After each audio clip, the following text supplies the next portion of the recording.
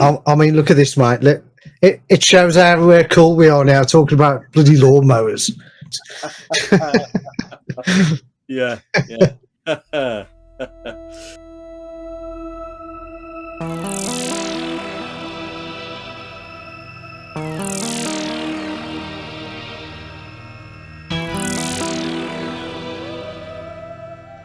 So today on a good old NASA with, I have with me the most excellent guest, Stoo Cambridge. How you doing, mate? Hello, mate. I'm really well. How are you doing? I'm good. All good? Yeah, not too bad at all, mate. Not too bad at all. As I was saying earlier on about lawnmowers and how warm it's been. How cool are we talking about lawnmowers?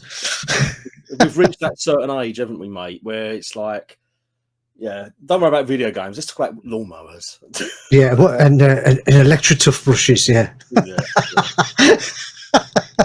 I've got a catalogue here somewhere. Yeah, oh, have you? We'll do that in the after show then. Right then, mate. For people who don't know, you're a graphic artist who worked on games like Sensible Soccer and Cannon Fodder. I think that's what you're best known for. Yeah, there's a bit of a confusion because I never actually worked on the original Sensi Soccer. Okay. So I only did the very small Sensible logo that you see at the front of the game. But I worked on Sensible. That's good enough. Yeah. I worked on Sensible logo. So yeah. Okay. That is a. How about Unsensible Soccer? Did you do any work on that? What's that one? Oh, there was a cover disc. I've got another one here. I'll show you. That I've been looking for tonight, and I can't find it. It was a cover disc on a magazine, and it was called Unsensible Soccer. And basically, what they did, they changed all the players to pieces of fruit. Oh, did you not know about that one? Yeah, we did that. Yeah, I think John done the graphics for that one. Oh, did he? We had apples and pears, I think, didn't we? And that's it. Yeah, apples and pears. Yeah, he did those. But I did we did so many cover discs. I did the. I've got one here. Did you do that one? Yes, I did that one where we had the actual soccer players in the Cannon Fodder graphics. Yeah. And I found that today. Megalomania in as well. Megalomania sprites were in there. So, right. Okay.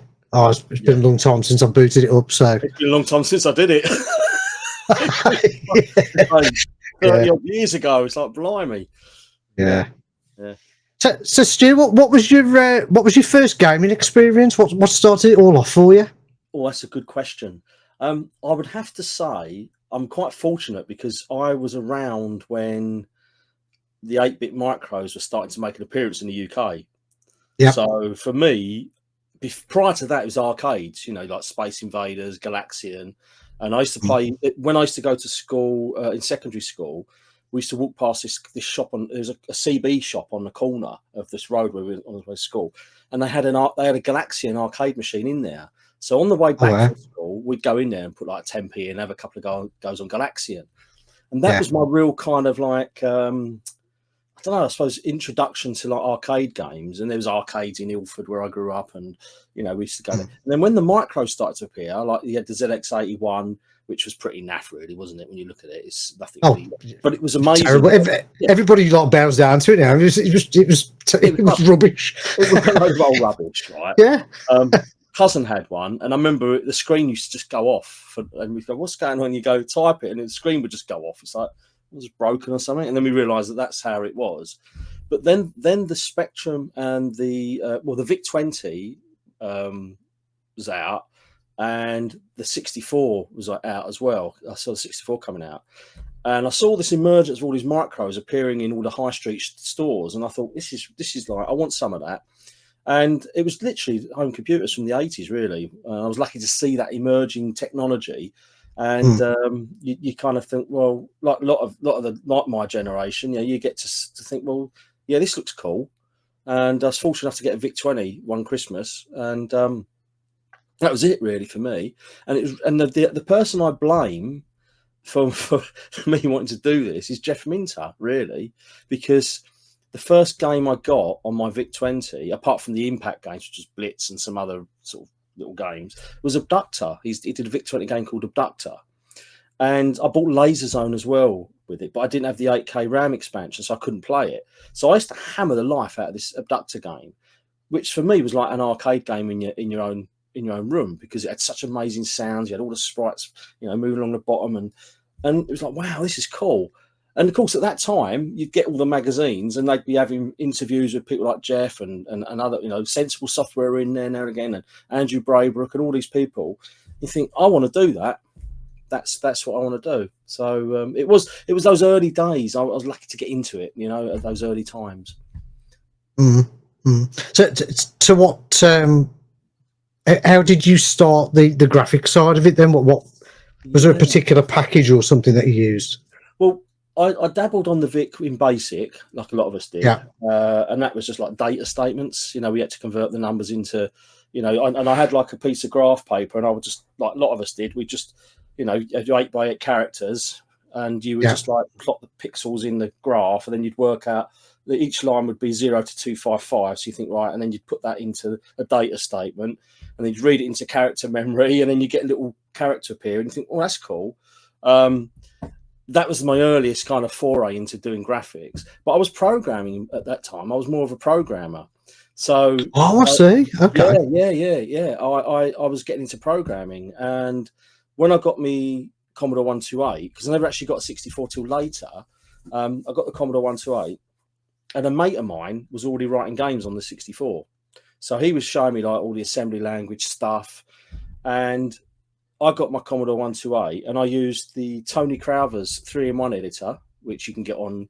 I think is it CDSK? What's the there's a site that's all demos and tools and that, but they've got it on there. And it was literally like this really cool graphics package that allowed you to do all the sprites, all the background tiles and map editing. And I kind of sunk myself into that. But I thought, well, I need to write a program to show it. So I started getting to the programming on the 64. Got a few little basic routines running, like scrolling and a few sprites moving under joystick control and that. But I never really advanced from there, because I thought, hang on a minute, it's quicker for me to do the graphics. And I got more pleasure out of doing the graphics and spending hours upon hours going, it's crashed again. Then if I did some graphics, I could think it's instant gratification. You think, yeah, this is really cool. I would literally just, use these packages and got into my graphics that way. But I used Koala Painter as well on the 64. But sadly, a lot of those images are lost now. I did a few bitmaps on there, and they've all gone.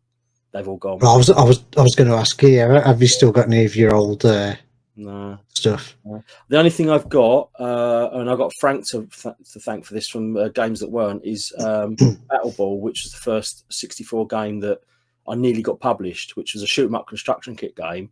I made it as a laugh. Okay. Yeah, I made it as a bit of a laugh, because when Sensible released that, I bought it on disc, and I thought, well, this is all right for just checking some ideas out, And I did this like little scrolling shoot 'em up thing, and I thought, I wonder if I could sell it to somebody, be a bit cheeky.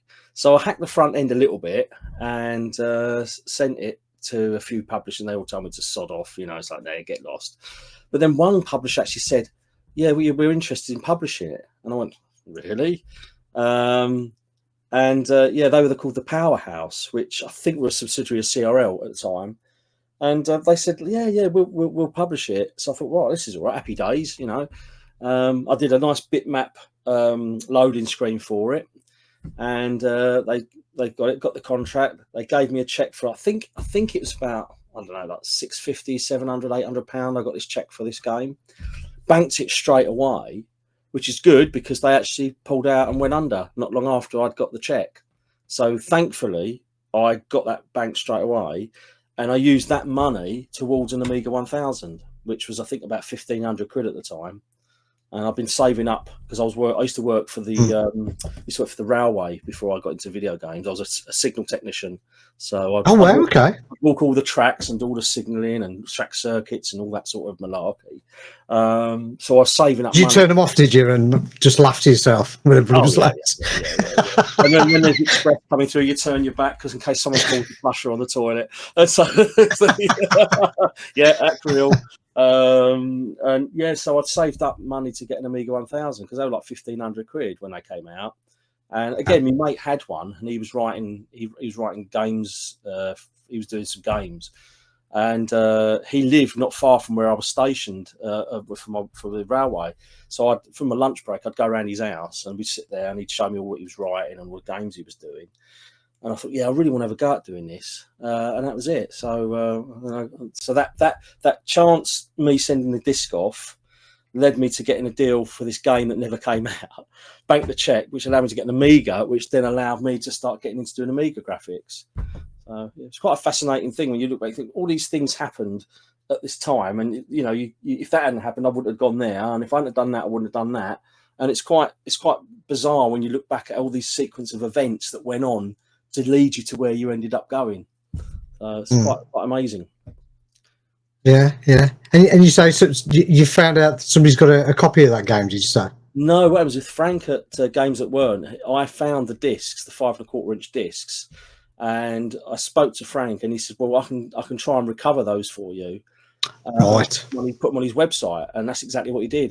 They recovered the data off of them, and I was like amazed. I thought I'd never see that game ever again. And now, if you go on Games That Weren't 64, I think it's type of Battle Ball. You'll see it on there, and there's also some scans of some of the documents I found, which were basically ruined because they'd been in the garage, which I don't know how they got in the back of the garage. They must have been, when we moved, they must have got in there, and the box that was in, we got damp, and it's like, oh no! But I managed to recover some of it, and the data was recovered off the disc, which is amazing considering the age of those discs. So cool, very good. Yeah, I've got quite a few Amiga discs myself, and it's amazing how some of them still work, but there's a lot that don't. Yeah, and these are 64 discs as well. These are 5 1/4-inch discs. So the 64 even more susceptible to. Yeah. It's quite amazing that they actually had any data worth retrieving off of them. Yeah, absolutely. It sounds like you've always stuck to the Commodore route. Yeah, I mean, you know, it's like when you was growing up and people had Spectrums, a bit had Amstrads and the Commodore guy. Oh God, yeah. Then you got the posh kids who had BBC Micros, and you think, yeah, okay. Oh blimey, yeah. But yeah, it's only because that's what I kind of saw first. I'd got the VIC-20, and the natural progression would be to go to a Commodore 64 because it's a Commodore machine. So you kind of go that route. I'd buy Commodore User magazine. I'd buy, all the Commodore magazines back in the day. So you're being led down this Commodore path. Well, I had friends who had Spectrums. I had friends who had one of my friends from school. He had an Acon Electron. A few had BBC Micros, and there was quite a mixed bag of people who had different machines. Spectrums, obviously ZX81s. I think somebody in our school actually had an Atari 800 at some point, but I never got to see that. But yeah, but Commodore was I think Commodore was the path I kind of went along all the way through until really recently, to be honest. So yeah. Yeah, I think if I look back, I can't actually remember asking for a particular computer. It was just what my parents could afford and what got me at the time. And I suppose what either caught their eye for a commercial or what was being advertised in, I don't know, Tandy's or the local, it would have been Woolworths then. Yeah. So I ended up with a Speccy. That was my first machine, computer. Which model did you get? Which was the original? Well, I was one of the percentage where I opened my 48K Speccy on Christmas Day and it didn't work. Oh, so yeah. So my dad took me back up to Woolworths on Boxing Day, and they got no stock, but they just had this new Plus model in. Right. So it must have been quite late in the life cycle of the rubber keyed 48K Speccy. But I was all Atari before then. My 2600 system, I absolutely love. Did you not have? Did you have a console at all before your computers? No, I had my friend one of my best friends from school. He had a VCS, the original, the wood one, the black one, and he was never ready on time. So when I used to, because I used to cross over the road, go down the road, and I'd wait in his living room, and I said, Paul, can I put the Atari on? Yeah, put that on. I'd have like, I don't know, 15 minutes of playing Atari, like Asteroids or something in the morning. So, and I always wanted one, but my dad was like, well, it's a bit of a fad, but he knew, because I'd said about a Commodore, like a home computer. So, but I only got a console later on when I was earning money. I never actually had one growing up. So yeah, it was all computers for me. Yeah. Thing is, with computers, you could always use the homework excuse, couldn't you? You couldn't with a cartridge. Right, I got when I got the VIC-20, we actually had like they had like all the maths packages, the English packages on it, all the software for maths and English, and all kind of schooly stuff. And that was all right, I mean, the VIC-20 was very basic anyway, wasn't it? It was a very basic machine, but it did okay. It was all right. But most of it was for games. The games on the VIC were they ranged from pretty awful to all right. They were okay. Yeah. I remember playing a Scramble clone on the VIC-20, which was pretty good.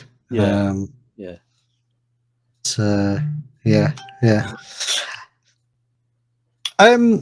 Right, I met you at Retcon, which was pretty awesome. It was good. Was that your first Retcon? Because it's been going on for some years, Retcon has. It was. I mean, Steve and the lads approached us at where was it? Crash last year. We were showing Urb-X Warriors off, and he came along to the table, and he said, we're doing a show next year. Would you be interested in attending? He can give you a table, and would you come and do a talk and that? And you think, okay, because you get some people who come up to you, and sometimes they might have like, it might not be much. There might not be much to show, and you think, yeah, okay, you show me what And he said, I've got some pictures of the last year's one, and he's oh, this looks all right. This looks good. Yeah. So yeah, count us in. And then, of course, fast forward to this year, and for me, it's only about an hour's drive from where I live, so it's not that far. It's it's the only real problem is when you get into inside the M25 and you're into that sort of where they're based, and if you get the timings wrong, you can get caught in loads of traffic. But I left early and it was all right. But yeah, I mean, I didn't know what to expect because I've only really been to Zap and Crash, and I think I did Revival a couple of times. So I didn't know what to expect, But yeah, it was really good. Really enjoyed it. Really good, and a good bunch of people. Organisers are fantastic, and had a really good day. Really good time. Yeah, it was really good. Yeah, I enjoyed it. Yeah. So Recon, you were showing off your brand new game that you've been working on. The Urb-X Warriors, yes. Urb-X Warriors, yeah. Warriors, the Lost City, yeah, which is for the Spectrum Next, but it's also for PC and Mac. So we thought if it's a bit too niche for the Next. So when we developed it, it was quite a funny story how it came about, because Tony had launched his book, which is all about his time at Revolution and the history of it, and all the years that went through. And I met him at Zap about 2-3 years ago, and I helped him in from his car with the boxes of his books because he had a table there, and we just got talking, and we knew of each other's work, but we didn't actually know each other. I think we've been on a couple of podcasts together before, but we never actually met in person. And it was just one of those things where we got to chatting, and he said, I've got a game I'm working on, which was Wormhole Dungeon, which is his own project he's been working on and off for a couple of years. He said, I need someone to do some graphics. He said, are you up for doing any graphics, or don't you do that anymore? I said, yeah, no problem. And that was like a paid gig. I said, yeah, I'll do it, So I did that, and he loved it, loved the work I was doing for him on that. And then I think Chris asked Tony whether he'd be interested in coding a Spectrum Next game. And he said, I would, but I want Stoo to do the graphics. And I went, well, that's cool, And I've known Chris for years. Okay. And I've always said to him, no, I'm not interested in any games, really. I'm not really bothered. And so for him, all of a sudden he's asked Tony, yeah, I'll do it if Stu does it. So that was it. And then we started doing this little project, but it didn't quite work out because I'm not going to go into details, but the project was it was based on another game that was an older game, and the guy who owned it, he decided to do it himself in the end. So we spent about, I think, 3 weeks doing some prototyping. I got to know the Spectrum Next a little bit, and I put a lot of time into the character development and some of the way it looked. And we was left with, after 3 weeks, well, we've got this little engine we were building for the game, and we thought, well, it seems a shame just to spend 3 weeks on something and then just trash it. So why don't we just churn a game out? Like just turn this into a game and get it out quick. Just do something quick. And that was it, really. That's how Urb-X Warriors was born, because we end up thinking, actually, do we really want to just churn something out? Because neither one of us is known for, just churning games out. So we sat back and we had a little think about it. And thought, well, let's do something like really, really good and try and push it, see what the next can do. And we talked about subjects, what we could do. And we both said we liked the old idea of urban exploring. And we just came about this idea of doing a game on urban exploring, but loosely, rather than being and then we thought, well, we'll keep it loose so we can play around with locations and what we can put in the game. But the main theme is that you've got two characters, Ramona and Alejandro, who are basically urban explorers in Peru and Bolivia. And they go to one of the ancient sites around Lake Titicaca, where there's all the ancient monuments and ruins and all that sort of stuff. And they think they found this ancient temple entrance buried in the ground. So they venture into it, quite unknowingly, that they're going into something a lot darker. And the premise of the game is that as they go further in, they realise they're not actually in an underground temple, they're actually in an underground city. And it's like this big, vast city complex, which is under the ground. And it just takes them on a much deeper, darker journey into the unknown. And that's basically the premise of the game. And it's played in a top-down sort of I'd say almost three-quarter view, sort of back. And people have said, oh, it's like Gauntlet. Oh, it's like Zombies Ate My Neighbours. Oh, it's like Chaos Engine. And I say, probably is. But they're good compliments, sir. Yeah, it is. Yeah. Originally we did think about doing Gauntlet as a game. And then we just dropped it. And we said, no, we'll take elements from what we like from Gauntlet. And then we'll just run in our own direction with it, and we just put stuff in as we think of it. We wanted a free roaming feel of the game, so we put that in there. But likewise, we wanted to make it so certain areas you go into are much more confined, so you feel like you're in a small environment rather than this big vast environment. So we've kind of made it so the game has got different types of levels as you go through. So you might have like a big vast level where you're out in the open. You might have other ones where it's like a tiny little cave area, and then you might have these long corridor sections, which we call link rooms, link levels, which go and do. But we've got it all. We've got it all mapped out. These are like some of the. We've got it on free huts, but we've got like loads of flow charts and Oh, nice. So we've got loads and loads and loads of stuff. There's loads. So the whole game is pretty much mapped out, and that's pretty much it. We wanted to push the Next as far as we can, because we've seen a lot of stuff on the Next. It's a great little machine. But we approached it differently. We thought we want to do an arcade game on the Next hardware. So rather than doing a Next game and just make it, we thought we'll do an arcade game, but we'll just happen to use the Next hardware to do it. And that's the way we approached it. And it's been pretty good so far. But the feedback's been amazing, absolutely amazing. Yeah, I've seen. Yeah, it's. I've played the demo and a couple of updates that have been put out. I think there was a crash bug, wasn't there, which has been fixed. Yeah, there was. Yeah. And it's great. This is what we want as a Next fan myself. This is what we want. We want the machine to be pushed. Yeah. You have got a certain group who just want it all to be a Spectrum. Which I don't really get, because you can turn it into a Spectrum if you want to, a legacy Spectrum, but it's called the Next because it's the next, that's right. Iteration of what it could have been. You never play an Amiga and go, oh well, that doesn't look like a Commodore 64 game. Exactly. You just don't, do you? Yeah. I get it. I get that. Yeah. But I love the Amiga aesthetic graphic because Urb-X Warriors to me looks like an Amiga game. You ain't seen the Amiga version yet. That's like. Oh, right. Okay. We are. Yeah, we have plans to do the Amiga. Once we get this one out the door, we'll look at the Amiga.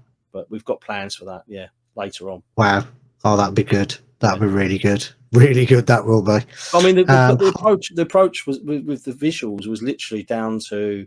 I mean, I'm known for my Amiga work, so for me, whatever I do, whether it's a small job or a large project, it's always the best of my ability. Whatever I can do, it's always got to be the best of what I can do. You know, because if I do something rubbish, people go, "Oh, it was rubbish, Stu. What was you playing at?" You know, so I can't. I've got my own standards to keep. You know, but the look was basically down to what can we get this machine to do within the confines of the hardware, because obviously it's still there were still limitations what you can do. Of course, And I worked the visual look of the game was based literally on those limitations. What can I do with the palette? What can I do with the way the graphics are drawn without it looking like it's been processed from a high color into like 256 color with all the banding? Because there's some people they'll take an image in and they'll just process it and whack it in, which is fine. If that's the look you're going for, I've got no problem with that. But for me, it's got to be drawn from the ground up. So I will draw everything from scratch, and I'll pick my colours carefully. I'll mix my colours carefully, and I'll mix my complementary colours carefully, so I can combine colours together and create sort of slightly different hues on screen. A little bit more difficult on a LCD screen than the old CRTs, because on the CRTs you can get all that blurring going on. It just looks. It hides stuff, couldn't you? Yeah. It hides so much stuff. You can blend colours by alternating 2 pixels, and on a CRT or a TV you'll get it like blurring. It'll just look like another colour altogether. But on these displays they're so crisp. So again, I had to be conscious of that when I did the look of the graphics. So yeah, you can see the stippling. Yeah, you can see the stepping, but that's part of the art style, and it just kind of works, and also choosing colours that you wouldn't expect to see on a next game. Trying to keep the colours more subdued, keep them like energetic in the use of the hues and that, but keep them a little bit subdued. So again, I've done that with the palettes as well on it, so that it kind of makes it look a little bit different. It shows. It looks really good.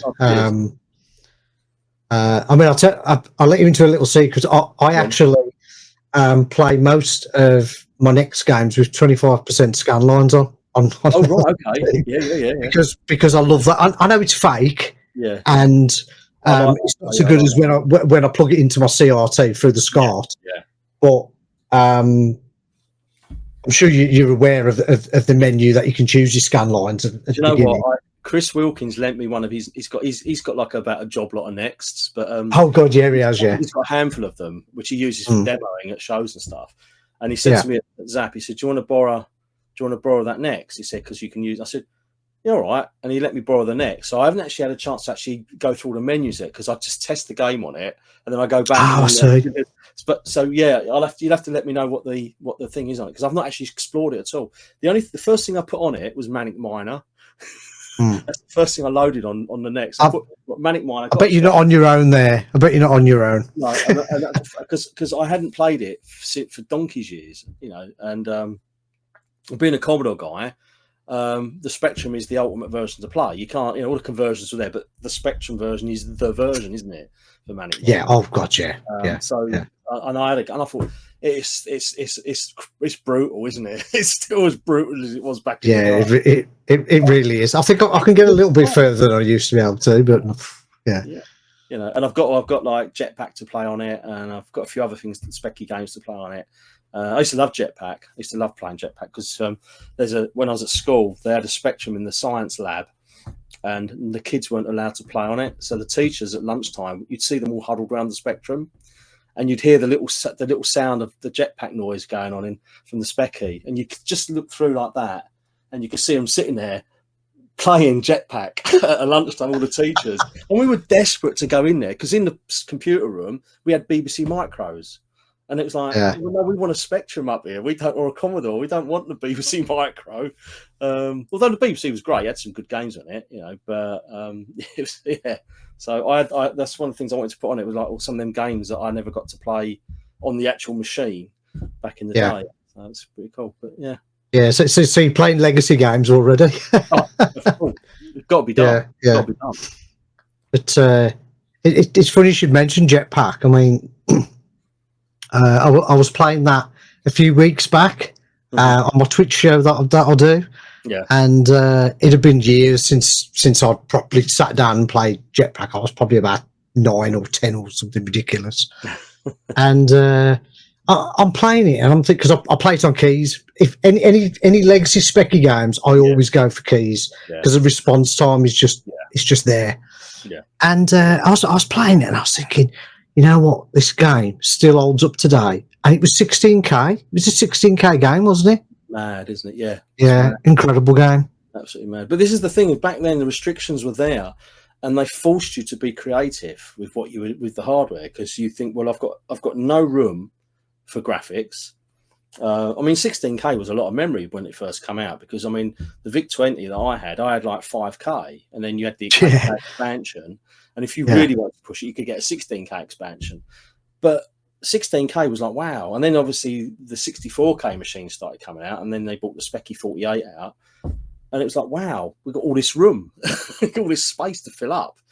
But it was the challenge. I mean, that was the fun, was the challenge of trying to fit something into a machine that there was just no room, you know, all the code and the graphics. But when you look back, I mean, I kind of missed the Spectrum back when it first came out, because I was a Commodore man. So I never looked at the Spectrum stuff at all, really. In fact, you know, there was always that battle between people, you know, you got a Spectrum, oh, you got a Commodore, oh, you got a Spectrum. There's all that kind of like banter being thrown about. But when you cut through all that rubbish, I think, God, I wish I'd got into it back then, because I missed out on a lot of that feeling that you got from going into a shop and playing Spectrum games. Which I got with the Commodore, but it was different with the Commodore than it was the Spectrum, because the Spectrum, like you say, was all keyboard. A lot of it was keyboard based, so a lot of the game designs we played on the keys. Whereas with the Commodore games, they were joysticks. It was all joystick games, most of it. And like you said, when I played up on the next over there, I played them on a keyboard. You know, I didn't use the joystick. I played on the keys, and just felt so good. It just felt like, this is cool. This is really cool.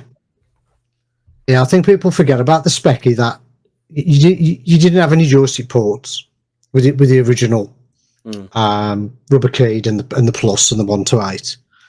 And if you bought an interface, that they were crap anyway. Yeah, you'd end up having to prop them up with a bit of cardboard to get them to work. I heard that. I heard it was a bit iffy whether they actually worked half the time. Yeah, they weren't the best. It wasn't until Amstrad took over and brought out the Plus 2 that they put joystick ports. But even then, you couldn't use your typical Kempston Competition Pro or anything, because there was Sinclair ports. You had to buy adapters, and it was a bit crap. So stick to the keys. Stick to the keys. Was there any particular Commodore 64 games or Amiga games that you wish you'd have worked on graphically? That's a good question. I mean, the 64 stuff, I really like the stuff that Thalamus were doing. I thought the stuff that, like, you know, like Armalite. I mean, Robin Levy's graphics were just amazing. He's still a fantastic artist. I mean, I have a lot of respect for him, because his work is just up there.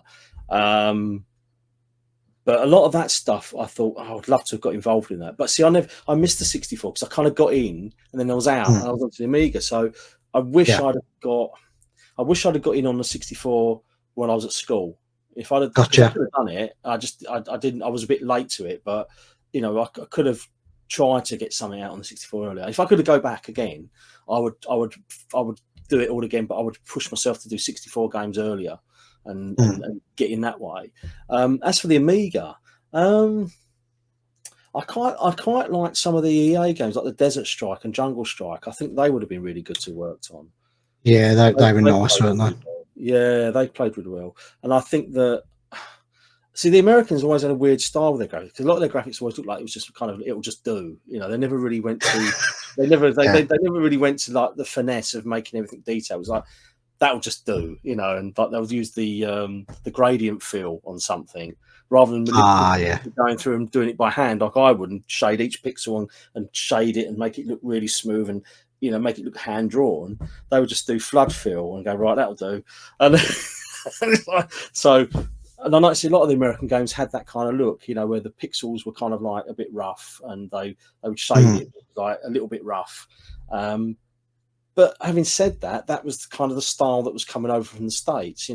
European guys, we're all, and in the UK, we're a little bit more meticulous about the way the graphics looked. So like stuff coming out of like Europe was like, wow, look at Turrican. You see the box behind you.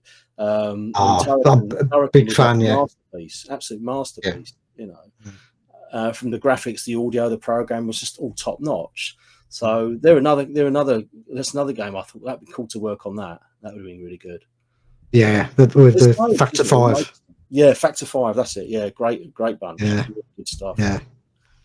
You had the Bitmap brothers, didn't you? They were doing some good graphics, and Psygnosis were obviously up there with the Amiga. The only thing is with Psygnosis, which I always say, is it's just the games just weren't. The gameplay was not there.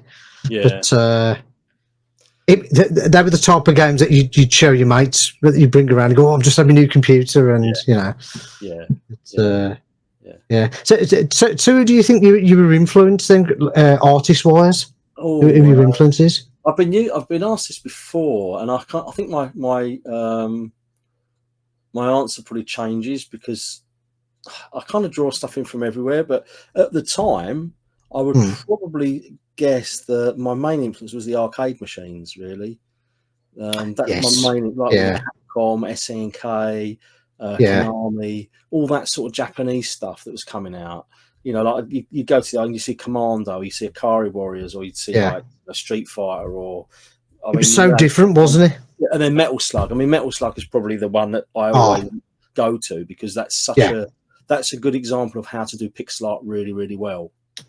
But you saying that now, that's just made me think of Urb-X Warrior. It does look like a Neo Geo type style. Was that the style you were going for? Yeah, definitely. And when I started doing like SNK type, when I started doing the graphics, I because we wanted to capture an arcade feel, I said, well, what I'll do is I'll just immerse myself in playing some arcade games for a couple of days, and I just had MAME running on my machine, and I played Metal Slug, a few of the Metal Slug games, and I looked at all their logos, and I looked at what made their logos pop really out the screen, and what made them look dramatic.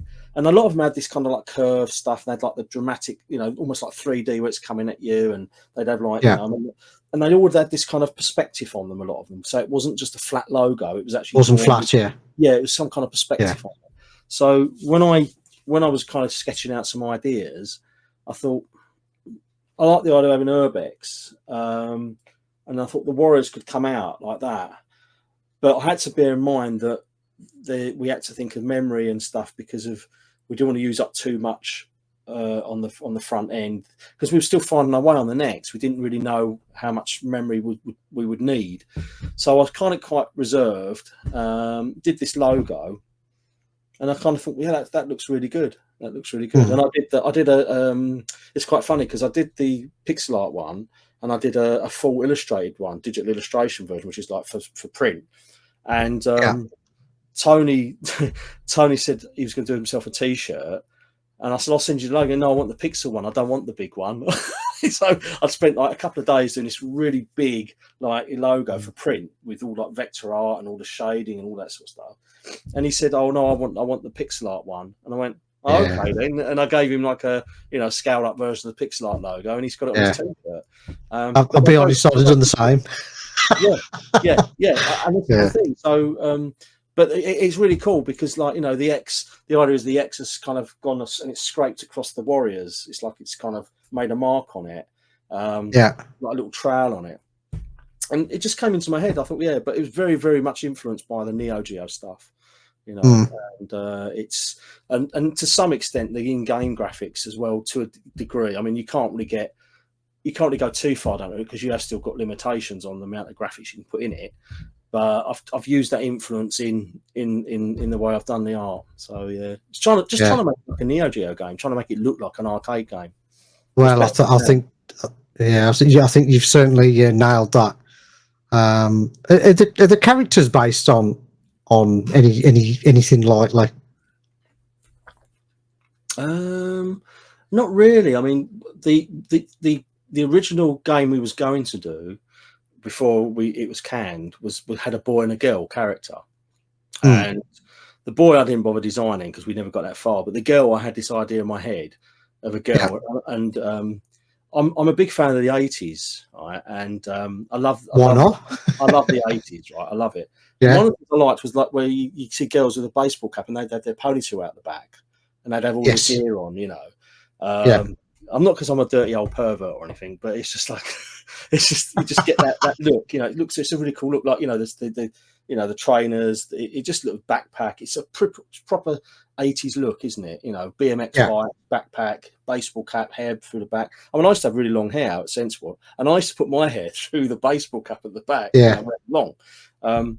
So I had this image in my head of this character, and I thought, well, because with the palettes, I thought, well, we've got to make them really bright because you want them to be distinguished from the rest of the game sprites. Yes. I thought, well, I could go red or I could go pink. And I thought, well, the pink kind of works, pink and white. And I thought, well, I'll go with that. And the boy was always going to be blue or green. It was going to be either blue or green or purple for the boy. And we went with the blue because it was quite a good opposite to the pink. But yeah, I mean, it wasn't ever real. I suppose again, the look of the characters stems from the arcade stuff that the Japanese companies were doing. It was that I like that look, you know, that you get in the arcades. The Neo Geo games have got these kind of style characters in. The Konami stuff, Capcom have got all those kind of style characters. Yeah. All the fighting games, they've all got that kind of look, haven't they? They have, yeah. And I thought, well, I'll go for that because people are familiar with that kind of look. It represents a part of gaming history that people are all familiar with. And I thought, well, if I can pull that off, then it'll be a good thing to go with. And thankfully, I managed to achieve that, and I'm really pleased with the way they came out. Oh, they're awesome. The thing is, with these two characters you've created now, you could put them into different styles of games, couldn't you, and use the same characters, which would be really good. Yeah, I mean, we've got a lot of plans. We've discussed with the actual Urb-X Warriors themselves. And we've got a sequel already penciled in what we want to do for a sequel game later on. But you know, it's part of when you design something, and I think this comes back to when I used to work at Sensible, was that you're building something that is solid. You know, it's not just a game. You're building something solid that you know people will actually see as something real. You know, with Cannon Fodder, we had like, you felt when your soldiers died and you've seen that guy work through several missions and you think, oh no, you know, Dougie's died, and you think, oh no, you know, he was such a good soldier because he was all the way through. Because in Cannon Fodder, when you go through the missions, your weapons get upgraded slightly. You get a little bit more firepower and you get a bit more precision. I think you get some more like precision on when you throw the grenades. I'm sure there's a few extra bits we put in there. So when you lose a soldier in Cannon Fodder, it really makes you feel like you've lost somebody. It's like, oh, you know, I wanted him to survive a bit longer, and it's that kind of making something sort of feel more real because it's just pixels on the screen. It's all just pixels. You know? But so with Urb-X Warriors, when I was kind of thinking of the characters, I wanted to make them believable, and you know, I've done a backstory for them. They've got, you know, I've got where they met, how they met. Where they were born, whereabouts they were born, and what their character traits are. They're all in there. They're all written into the design. So, like, you've got Ramona, who's a little bit more fiery, so she wants to go in like a bull in the china shop. Hence why she's got the crowbar. She just wants to give everyone a good life. And you've got Alejandro, who's a little bit more strategic. So he's more like, well, hang on, let's hold on a minute. Let's see what we got here, and let's work it out. So between the two, the dynamic is there from the start, and again, that all goes into the plans we've got for the whole thing. You know, you get that emotional contact to the characters, don't you? And that's something that's missing in games now, and missing in a lot of movies as well. That you're not interested if somebody dies in a film. There, you're like, yeah, whatever. Yeah. But a lot of the film Aliens, for instance, you care about all those characters, and when you lose one of them, it's like, oh, you know. Yeah. Or if you're watching a good war film like Saving Private Ryan or something like that. Yes. So totally with you there, and having the story and the background for each characters. Yeah. That's, the that's pretty awesome. Tony's put in this really cool speech system in there, not speak, but the dialogue system in the game. So yes, after that, yeah, we've got that as part of the gameplay. So you'll get clues and you'll get things coming up, and again, it gives you that engagement with what's going on. It's not there just to be just for a lot. I mean, there are some humorous bits in there. Yeah, don't you fucker. Yeah, there will be clues in some of the messages that come up. And it will tell you certain things when you go up to something you need a key. It's going to tell you that you need to get a gold key to get past here, or wrong key, you got a silver one but you need a gold, or something like that. So that again adds that layer to the gameplay rather than just being an arcade game. It's interesting. And again, we've got other things we're putting in, and we've got another weapons to go in as well, which we're looking to put in. So we've only got 3 at the moment, but we're looking to have the torch, when you can throw the torch down and it will leave a trail of fire.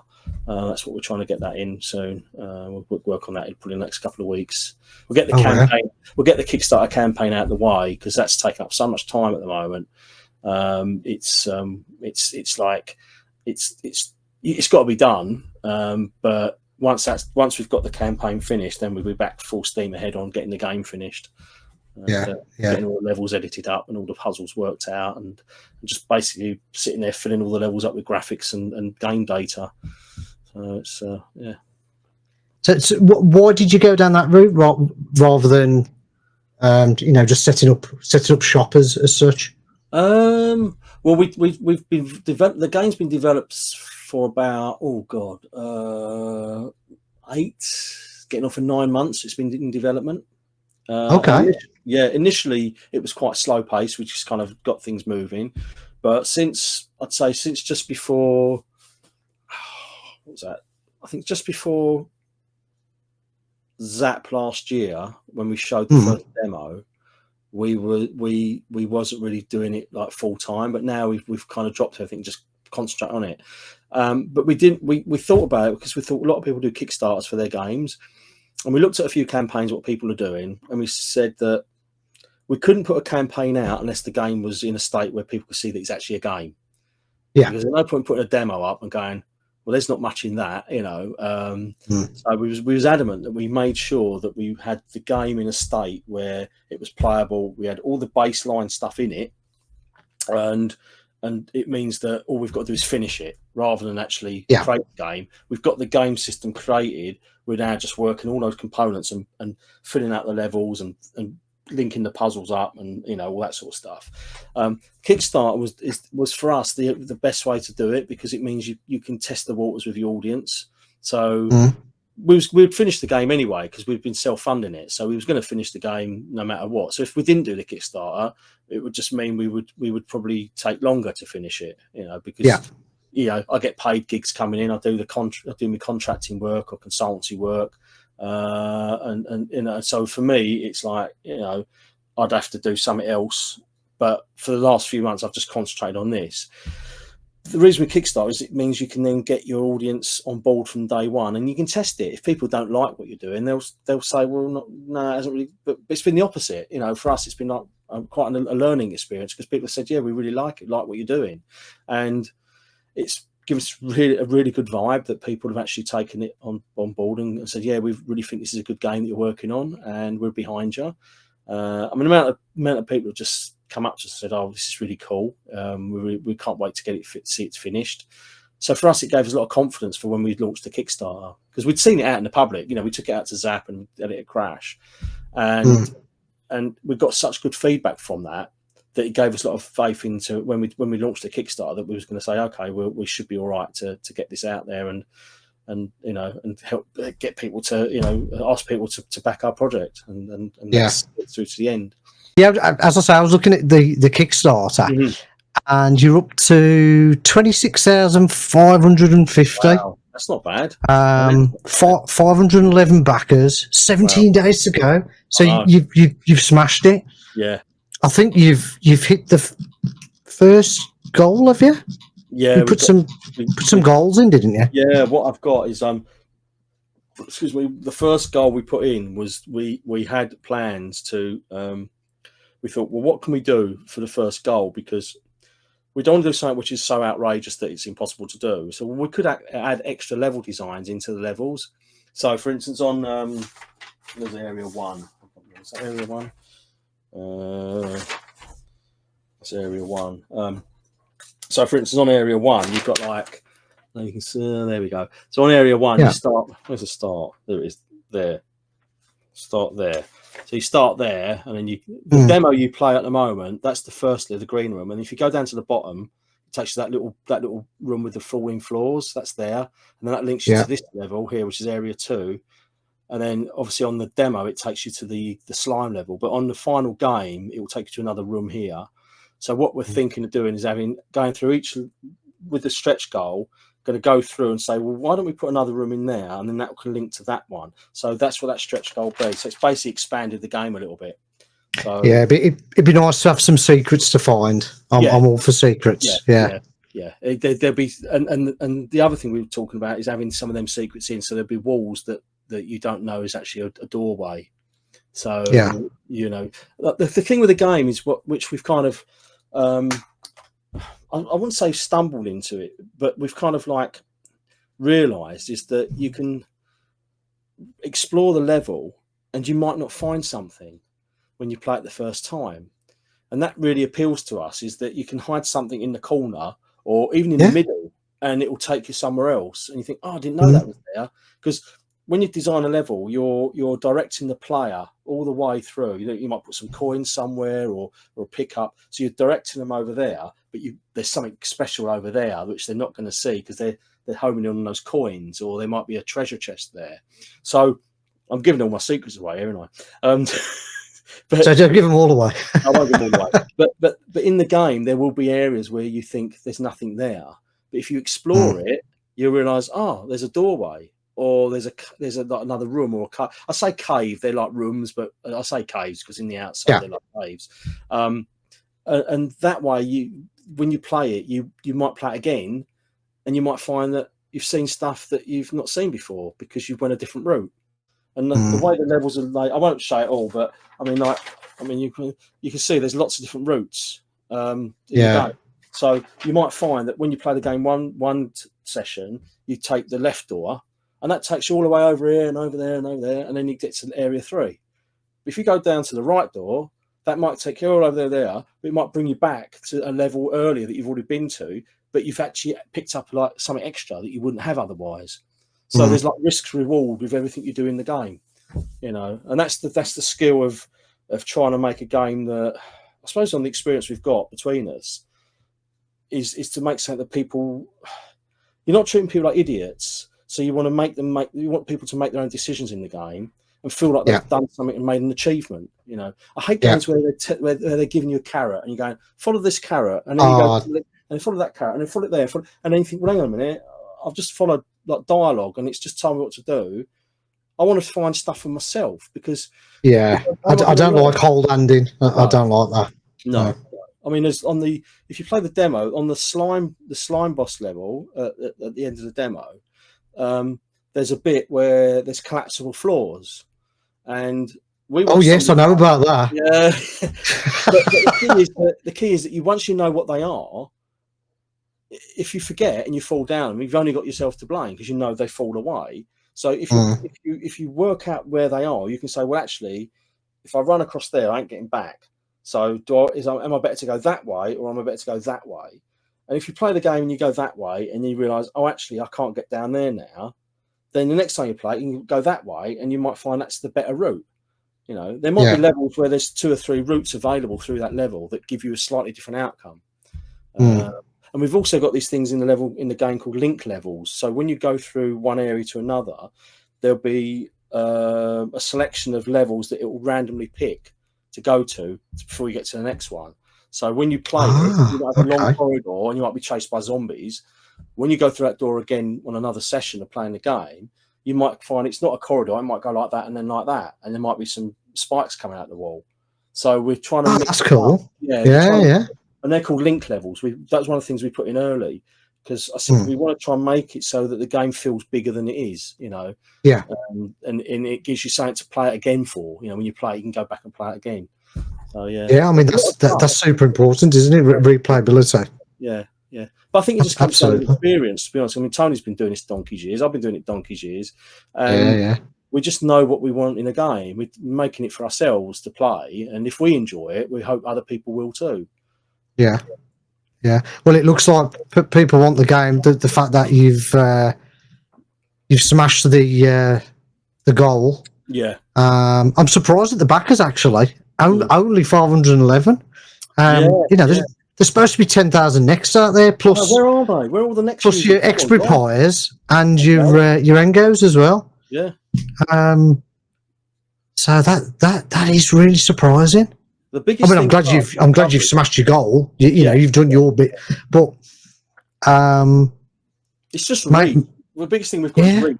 We you know this. You know, we're both well known for the games we've worked on, but that only goes so far. And it's just that reach. So if anybody watching this, and you know, if you can't back the project or you don't want to, the best thing you can do to help us is to share the link to the project page and just get it out there, get the word out. Because the thing for us is, you know, if it does really well, then we'll go, well, we'll do another one. You know, we'll do another one on you know, we'll look at doing another one. You know, we have got plans to take the game on other formats, but if the community don't like the game, then it stops us from doing more. But if people really like it and they want more of it, then we'll just carry on. You know, that's all I can say really. You know, it's just getting that reach to people, and we've asked people, you know. We know, don't forget to share it and that, and we put videos out and we put posts out, but there's only so many times you can do that before people get fed up with looking at it. You know, in your immediate circle. I get the same with the like the YouTube stuff, and if nobody clicks that share button, then the algorithm doesn't pick anything up, does it? That's right. Yeah. I'm interested that you've chosen the Mac as a version. Yeah, that doesn't normally get thought of anymore, really, for games. No, I mean, what it is when we started developing the game, we've got two engines that run parallel with each other. We've got the one that's written on the PC, which is actually PC and Mac, and then we've got the Spectrum Next one, which runs parallel. So basically, the way it works, Tony writes the code on the PC version, and he can play it on the Mac as well, and then he converts that code over to the Next in Z80. So whenever we do a game feature, it gets coded on the PC verse, use exactly the same assets, the same algorithms, exactly the same. You know, there are small differences between the two versions. You know, you can't expect to be identical, but so when the game's been, you know, as a game gets developed, you've got these two things going on. You've got like the PC version there and the next one, and they're going like that. They're being developed together.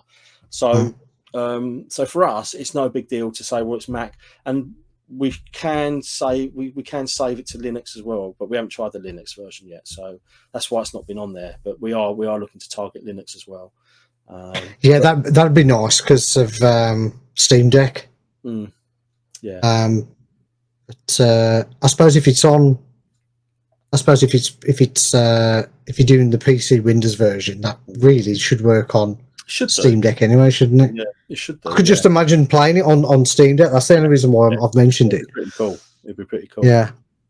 And you mentioned Amiga earlier on. That got me excited. Yes. Well, when we first started doing it, we you know, the Amiga is obviously a machine that we're both known for working on. You know, with the games that we're known for, and I mean, making games is a lot of work. So for what we said, we thought rather than do one big Kickstarter for everything, which was a huge risk because we can't promise with the game on, you know, Amiga, Dreamcast, PlayStation 1, Sega Genesis, Mega Drive, and then do the Spectrum Next and PC, Mac.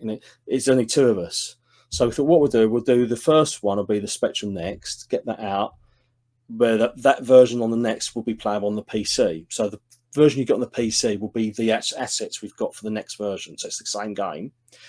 And then what we said we'll then launch another campaign later to cover the orders and the project funding for the Amiga version and maybe Dreamcast or PlayStation 1.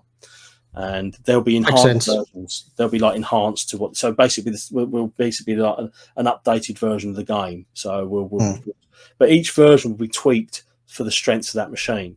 So at the moment, we're discussing the Amiga, how we're going to get the graphics working on the AGA, and what sort of mode do we use. So we're trying to keep it so that the look of the next version is the same as, will be the same on the Amiga, but enhanced. So it'll be like more colors, it'll be smoother, there'll be proper shadows rather than just black, so we can actually have proper shadows on it. And then we've got the a PlayStation 1 version, which has been developed as well, which we're doing in the background, which has got real-time lighting on it. So again, it's all nice blends, and like if you've got a torch, it will light up the area. That's being developed in the background for later on. And the same with the Dreamcast. That'll be the same kind of thing, where there'll be a version later on for that. So we're trying to build something really cool here. So we've got we don't want to just release this game and then disappear. We're trying to build something for us in the future, so we can make games and do this again. I mean, I've joked about this, but we're both in our mid-50s, and this is I shouldn't say it, this is kind of our last rodeo. Oh no, we want more games. Want more games for the next. What I meant by that is, like, we're setting this up together, and we won't do this again. This is the last time we're going to actually make games, and for the next 10 years or something, and then that's whatever it is. So this is kind of I joke it's our last rodeo. So, oh man, but we're trying to do this properly. So we've got a lot of roadmap. We've got a 2-year roadmap where we want to be. We've got it all planned out, what we want to do. And the first stage is the next version, and the PC version that uses all the next assets that you can play on the Mac and Linux as well. And if we get all this right, then it's going to give us a good sort of foundation for moving forward with the other formats. I think it's cool that you chose the next, because let's face it, it's a small community. It's very niche. Yeah. You could have easily have just gone, no, we're just going to do this for the Amiga. Because obviously you're more known on that side of it, and the Amiga community is pretty massive, and that they still have loads of events and stuff. So it's really cool that you've started with the next, and obviously the PC is always the way to go. Get your game on Steam. That's a given, isn't it? Yeah. It really is. But now it's you'll be happy to know I've backed it. Oh, thank you. What I was disappointed in, though, was I wanted the big box game and the joystick. That's all I wanted. Oh, and right. Possibly, there wasn't one for that. Yeah. So maybe next time I'll get the joystick. It's very difficult to work out all the rewards, because you just I can imagine. You just don't know what people are expecting, and it's so difficult. I mean, we've got one reward in there which was a gamble, and we was going to do a launch event, which we planned to do. I say a launch event, the game will probably be out by then, but we're trying to do like a special event in Kenilworth where you come along and you spend an evening with us, in probably the Holiday Inn, probably. And we've got like a room in there with all the machines set up, like Beneath the Steel Sky, Broken Sword, Cannon Fodder, Sense of World of Soccer, Golf, and then there'll be Urb-X Warriors, and it'll be like a small little gathering. And we haven't done any of those. No one's backed them. And they're like £500. And it's that's £500. But when you look at the costs of putting it on and all the other stuff, it soon goes down. So but if that doesn't happen, it doesn't happen. We'll look at maybe selling tickets to that later, or maybe have it as an add-on. I don't know. It's very difficult to work out what people want. Once you get beyond the basic game in a box, you get to the upper ones. You think, well, what do we do? And we've got the joysticks. I've got one. I've got the right here. This is. Yeah, I had a play on the joystick at Retcon. I was really impressed with that. These are amazing. Look out on this camera, but it's much more vibrant on me. That joystick looks white. It's actually pink.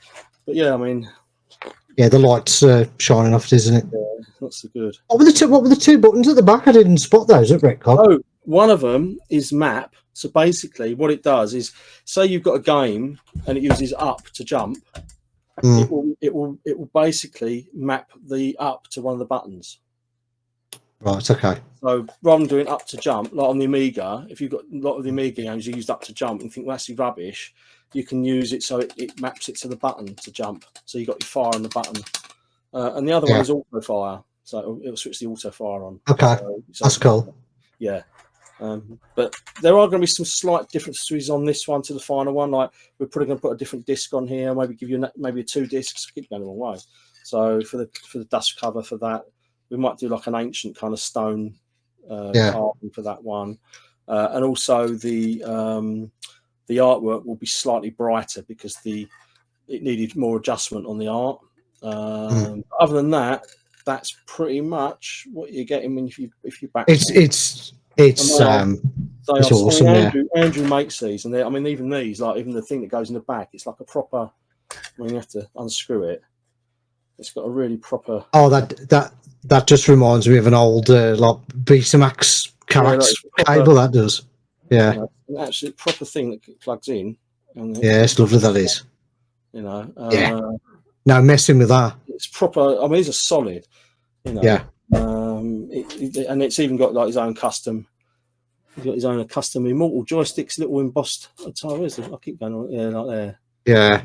So. It's proper job, isn't it? Proper job. Really nice. The thing is, I mean, I know they're expensive, I know, but he hand builds every one.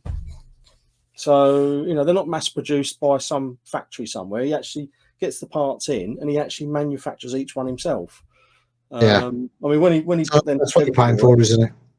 Yeah, when he put them together for us, he sent the pictures through, and I said, "Oh, cool! I can't wait to get it." He said, "I won't be yet. I've got to wire it up." So it's like, "Oh right," because he sent a picture of the joystick in it, and we thought that was finished. And no, I've got to put all the circuit board in. I've got to solder all the circuit board up. I've got to put the wires in. I've got to do the connectors. I went, "Oh right, okay." So you're buying a proper hand built joystick, and they're solid. They're really solid. I mean, I played it on MAME. I was playing it on MAME yesterday. I was playing Galaxians with it, and I felt like I was back at school because it felt like got the proper feel. It felt like an arcade stick. Yeah, because they're proper Samurai parts, and I've done up the stick. I can't remember what the stick's called. It's one of the top. I don't know a lot about the arcade sticks, but there's a top. Well, I've heard of the Sanwa brand. Yeah, Sanwa buttons and that, but there's a stick that he uses, which is like a really good quality stick. So really good. But I mean, the thing is, because we're aiming high with the game, we're aiming up here with the game. We couldn't let the team down, the side down, by just putting anything in with it. We thought we've got to aim high with the joysticks, and it's a collector's item. It's that's unique. It's for the part of the game, and it's just really cool to have a joystick that's got your game stuff on it. It's just like, wow. It is cool. It is cool. Right then, that's awesome, mate. It really is. I need to get Tony on as well, don't I? At some stage. Yes. Well, we can come on. I mean, if you want us on again, we'll just give us a shout, and we'll both come on. Yeah. Because he's probably feeling left out now. So, I was going to get him. I was going to try and get him on his own as well. So I don't really feel left out, obviously. It's just I didn't get to speak to Tony at Redcon. I got to speak to you. In the cupboard down there, really. He's in the cupboard. Oh, okay. You didn't let him out in a bit. I've locked him away. Yeah. Oh. Yeah, we'll come. I mean, either one of us will come on anytime you want. Just give us a shout. Oh, that's awesome, mate. No, I appreciate it. Really appreciate it. Yeah. The design droid. Yes. I spotted that. What's that, mate? Is that like your own little adventure? It's quite funny because I saw many years ago, Chris Wilkins asked me to sign a Sensi Soccer canvas print, which I still have. Which is somewhere over there. And I thought, oh, these are pretty good, but I wasn't quite happy with the choice of the way the graphics were put on there. I thought, I would do this and I would do that. And I just got thinking about it. I thought, I wonder what's involved in if I want to sell my own art prints of my work. And me being me, I don't do things by halves. So if I do something, I have to do it properly. So rather than fair enough. Rather than sell on Etsy or eBay, I thought, no, I'm going to make my own website. No, I'm going to do my own art shop, and I'm going to do it properly. And it took a year to learn how to do a WordPress e-commerce website, get it set up and working. do all the stuff for it. It took me a year to develop the website initially, and I did a few like test prints, like just I found someone who'd do it, and that was it. But the funny thing is, the Sensi Soccer ones, which I've got, where is it? I've got like, I don't know what it is now. I've got like, I mean, this is one from the other one, but this is in the bubble wrap. I don't know if you see it, but it's in the bubble wrap. Oh yeah. But these Sensi Soccer ones, they're originally I was going to just offer them with the preset team colours, you know, like the team. So this is very washed out. It's not this washed out in real. I can show you it's much more vibrant.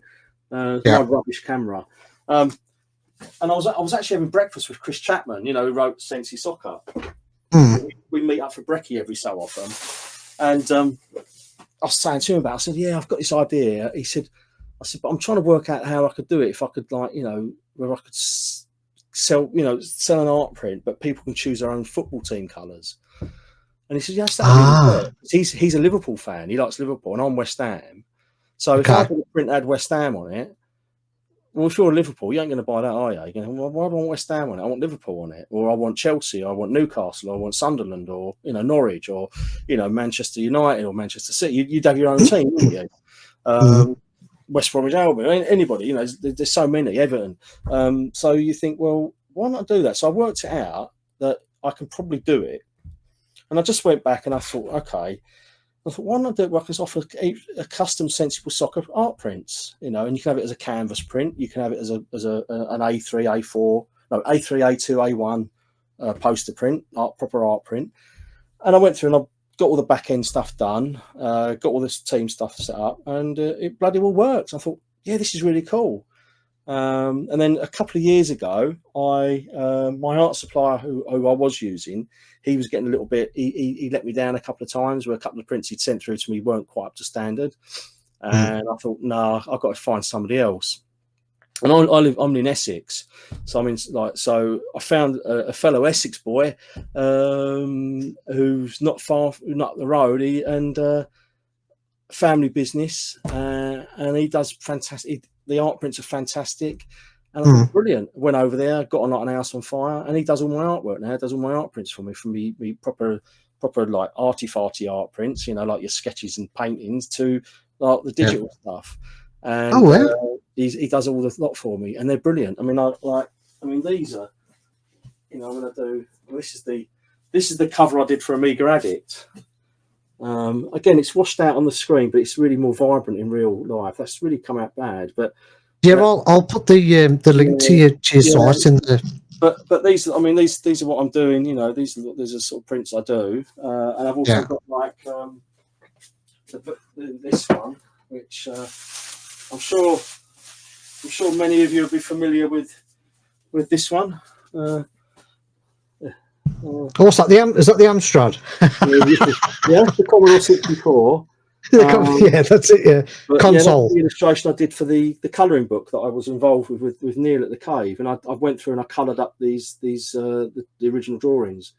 And but I did have this idea of putting like the machine specs in the background. But I don't know whether I should do one without all that and just have it the spectrum on just a white background with nothing else apart from a little signature. So I'm toying with that idea at the moment. You do realise which one you're missing. I'm just looking on your site. Yeah, and I think it'd go nice with your Kickstarter. To be honest, yeah. You need a Spec in X one now. Do you know what, mate? I was thinking that I've got one here. I've got Chris's one here. And I did think I should really do one of those, so maybe I will do absolutely, because then that'll link to your site, then, won't it? And you'll get more traffic. And yeah. I mean, they take me to draw one. It probably takes me about anything half hour.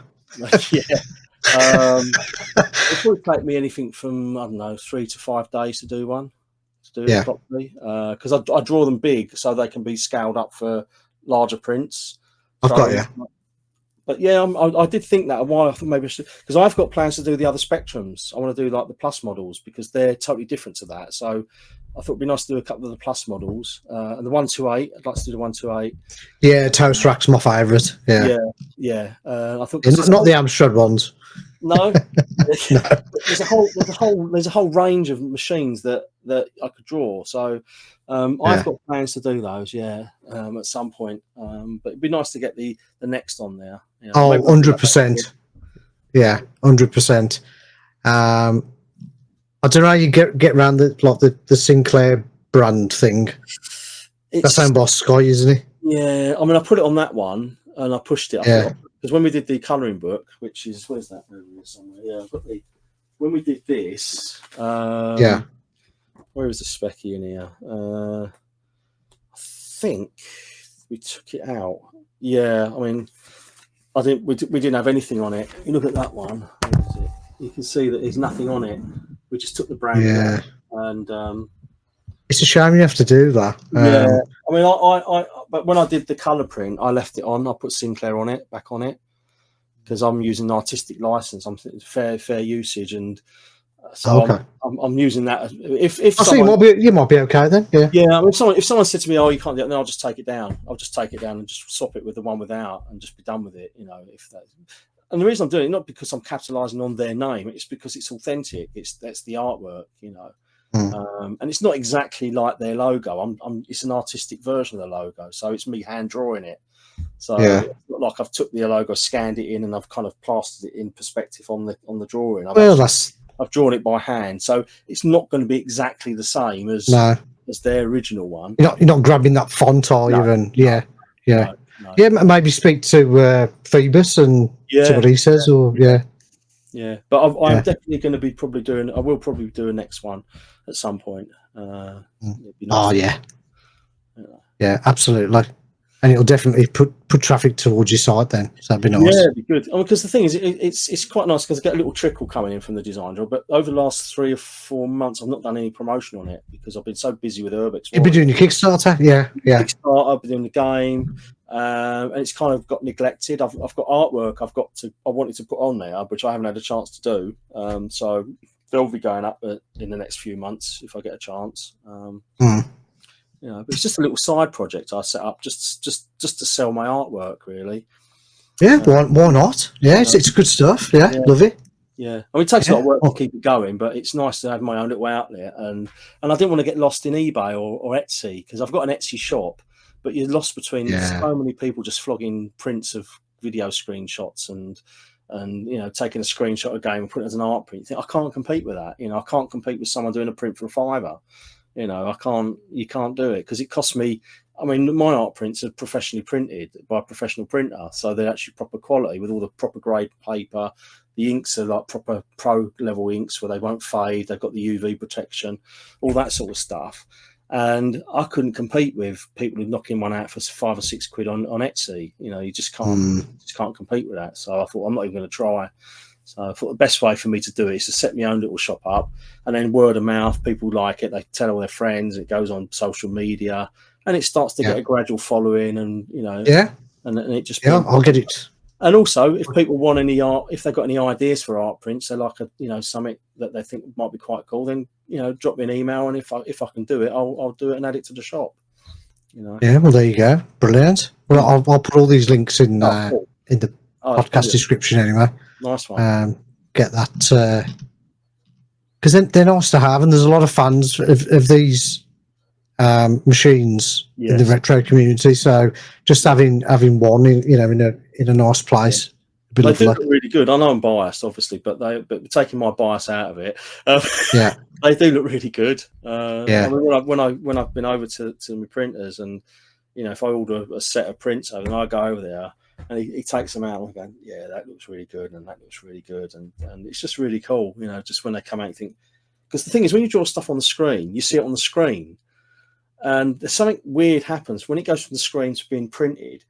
It kind of, I don't know, it's really strange because you then see, as an artist, you see your work being replicated in a different format than you've drawn it in, and it's bigger. Right. It's like when we did the colouring book. These are all done digitally. And I mean, I've got loads and loads and loads. I mean, this is on my shop. You can get this on my shop as well. But I mean, like, drawing these. When I did them, I sent them to the editor guy who's doing all the editing to putting the book together. And you send them as a file. And then when you get the book back, and you think, wow, look, my art's in here, and it's all nicely laid out, and it's all like, it's just really cool, you know. So Yeah. it's brilliant. It's really good. Ah, cool. My wife likes colouring, so I might have to get one of those. Yeah. She might not appreciate all the retro machines, is it there?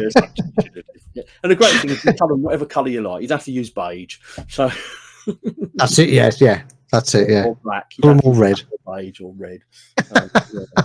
Yeah. Oh, brilliant. Right then, mate. I think to finish off, just got a couple of quick fire questions. Okay. Nothing too taxing. Favourite game? Oh, now that's a challenging one because mine changes all the time, but yeah. Yeah. I'll tell you what, favourite Amiga game. There you go. Let's narrow it down. Game. Oh, now that's I quite liked playing. What was it called? You can't say Cannon Fodder. No. What was that one I used to play? Apidia. I used to play Apidia. You know the show. Oh, yeah, Chris Elsbeck music. Oh, yeah, brilliant game. I play that a lot. So I'd say that's one of them. Yeah. And Hurricane. Yeah. Another. Yeah. Both yeah, awesome. Up there for me. Top games. Yeah. But next week I might have something else. So no, I'm the same. But yeah. Same with movies. Favorite artist, favorite current artist. We'll go for. What video game artist or just general? Let's go for general. Yeah, let's go for general. I tell you what, there's a guy. I don't know if I've got it. Yeah. I mean, Rodney Matthews. Rodney Matthews is one of my fantasy art. Where's me? I think I had it here somewhere. It's gone. But there's a guy, an airbrush artist called Chris Foss, who did a lot of sci-fi art. Right. Chris Foss, he did loads of really cool sci-fi art. I don't know where my book's gone. I had a book, and it's basically, I don't know where it's gone actually. Did it in there? But anyway, he did a lot of like the 70s, 80s airbrush artwork for like all spacey and spaceships and all that sort of stuff. Superb. That was a big influence on some work, on my work. But yeah, I mean, they're probably the two I'd say generally who I look to. Who else would I say? Let's go out of my head. Guy done the snowman. Raymond Briggs, that's it. Raymond Briggs. Yeah. Raymond Briggs, who's no longer with us, but yeah, his artwork, because I like when I do like analog art, as I call it, I do like using colouring pencils, and I like using inks and colouring pencils together. And a lot of that influence was from Raymond Briggs's work. When I was growing up, I saw a lot of his illustration work, and I thought that's amazing what he could get out of a colouring pencil, because he'd use and he'd layer, and he would have like inks, and you think, wow. So when I've done any of that sort of stuff, I've always kind of, I wouldn't say copied his work, but I've kind of like been influenced by his style, and I've kind of developed my own style from that. I mean, my art style is probably the stuff you see on the art prints on the design droid. That's my style, and the stuff on Urb-X Warriors. When you look at the illustrations for that, that's my kind of art style that I've kind of developed. But if I was going to do that on like artboard or like art paper or canvas, then you would probably see a little bit of cross hatching with the colours and a little bit more texture on the way it's shaded. But yeah, so that Raymond Briggs, he's very cool artist. Fantastic, yeah, really nice. Different styles to the other guy, like Chris Foss's style is all airbrush, and then you've got like Rodney Matthews is all airbrushed, but totally different styles. But there's all influences from them, you know. Yeah, lots of influence. See, I'm a Geiger fan, so it's completely different. Oh, Geiger as well, yeah, Geiger, of course, yeah, very dark. Yeah. Very dark. Yeah, very. Very dark. Yeah. I've got one of his art books down there somewhere with nudes and all sorts of weird stuff, and it's like, wow, you know. There was a PC game which starts off as PC. It starts off as Kickstarter called Scorn. I don't know if you was aware of it a few years back. Scorn. Very Geiger-esque. Yeah. There's a game I did actually say about Geiger. I did a game before I got a job at Sensible called The Executioner. Okay. You want to see I totally got inspired by Geiger on the artwork for that. If you would check that out, we'll do, yeah. On the Amiga, you'll see the panel at the bottom was pure Geiger, because I at that time I was like, this guy's mental. What he's done, the stuff he was creating was absolutely insane. And I thought, we'll use that influence on the graphics of the game, The Executioner. You'll probably find a long play video or something on YouTube of it. Yeah, I've just found it on Lemon Amiga site. Yeah. Oh God, yes. Oh yeah, very, very Geiger. Yeah. Is it Giga or Geiger? I never know. Is it HR Giga or HR Geiger? No, I've always pronounced Geiger. I have. Is it GEI? Is it GEI the pronunciation? GEIGER? I think so. Yeah. So I would pronounce it Geiger. Yeah, I do. Giga. It's potato, whatever it is, isn't it? Yeah. Put a Z in it, it'll be Geezer. Yeah. What, Geezer? All right, mate. Yeah. Oh, yeah. I can certainly see the influence there. Yeah. But that's before that's before I got into work for Sensible. So, but a lot of these games, they all played a part in me getting the job at Sensible because I was building up a portfolio of work. And I think if it wasn't for these budget games and the Executioner wasn't a budget game, but I did some kind of lower quality games before I did that one. And you think to yourself, well, if I hadn't done all those, then I wouldn't have had a portfolio of work to show to John and Chris at Sensible, who then gave me the job. So all these things kind of, I don't know, it's weird when you look at your life, how things map out, and it's like, you talk to somebody and then you go to somewhere else and then this happens and then that happens. Yeah. It's path. It's, absolutely. I mean, look at Retcon. We were talking at Retcon. Yeah. I think I met you. I think I met you at Crash or Zap before. Probably Crash, very briefly. I think we very briefly. Yeah. Briefly. But to be honest, I didn't know who you was. No, that's fine.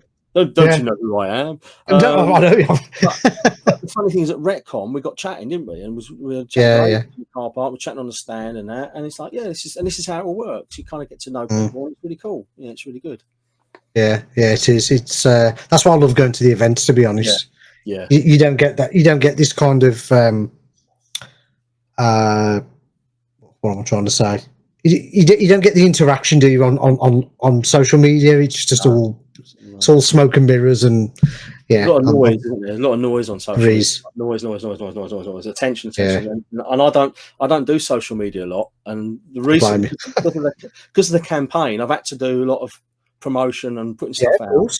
And it's really outside my comfort zone because I don't do social media naturally anymore. I used to be on it all the time.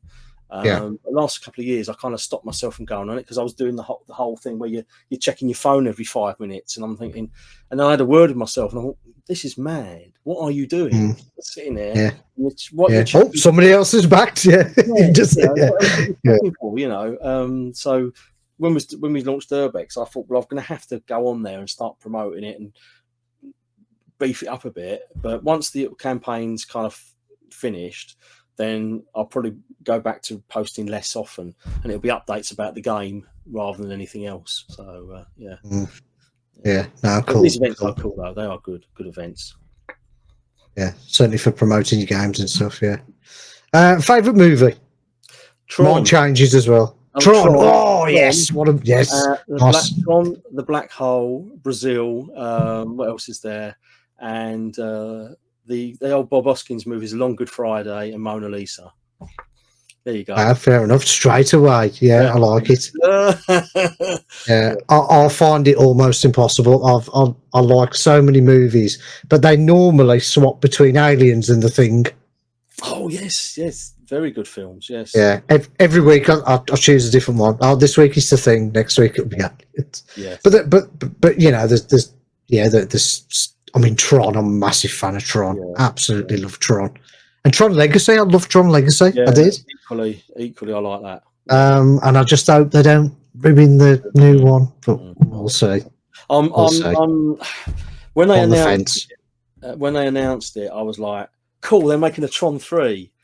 Because you expect it to carry on from Tron Legacy, where you got Sam and Cora going off on the motorbike and they're in the river. And then when they announced it wasn't going to be that, it's going to be this kind of like, you think, and then Jared Leto's in it, you think, he's a bit like, not sure. But we'll see. The trailer looks promising. I thought the trailer looked quite promising from what I saw of it. We got the light cycles and they cut the police car in half, and you think, yeah, you got the recognizer coming through the streets. You think, okay, it's got potential. I'm just hoping that's not the best bits in the film and the rest of it is rubbish. Oh no, that's the trouble with trailers, isn't it? Yeah. And you got Trent Reznor doing the soundtrack as well, so that's going to be dark. That's going to be nice and dark. It's going to be good. Yeah, that's going to be good. Yeah. Okay, favorite place. What's your favorite place? Again, it changes depending on my mood. Sometimes I just like to chill out on my own. Often I'll sit here and I'll be like, I'll sit back in my chair and I'll just ponder and think about stuff. But also like going for a walk in the country, just walking through trees and walking through like the forests and just seeing nature. That's a really good thing. Clear your head. Equally along the coast, walking along the coastline, getting all that nice fresh sea air in your lungs, and walking along the beach, and you've got all the shells and stuff. You think, I don't say I've really got a favourite place. It depends on my mood, really. With my family, obviously with my family. I like to spend time with my family if I can, and when I'm not working, I just. The good thing is because when I leave the studio, I kind of switch off from work. So I try not to do anything unless I have to. Like I've got to do an update for a social media post for Urb-X or something, or if there's someone in America I've got to contact, then obviously their time difference is different.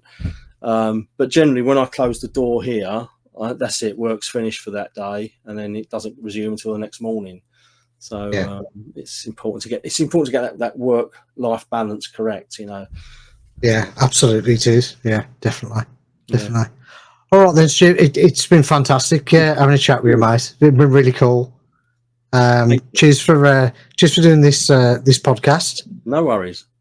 You've been doing quite a few, haven't you? I've noticed. Yeah, I had to get in the queue. Yeah, we did a few. We've got a few more, I think, lined up. There's a few more that are possibly happening.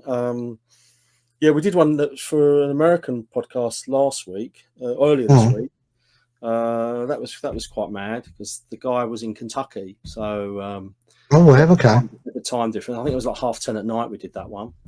That was a late one. That was a late one. But yeah, it is what it is. I enjoy doing them. If I can fit them in, it's cool.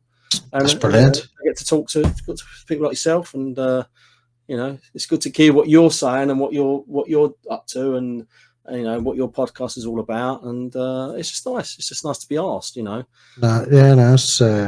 I appreciate you offering to do it, and I need to get Tony on. I'm feeling left out. I'll give him a bell tomorrow. I'll message him tomorrow and say, like, right, you got to go on, and he'll go, all right. You got to go on. I just wish I'd have got to speak to him at Retcon.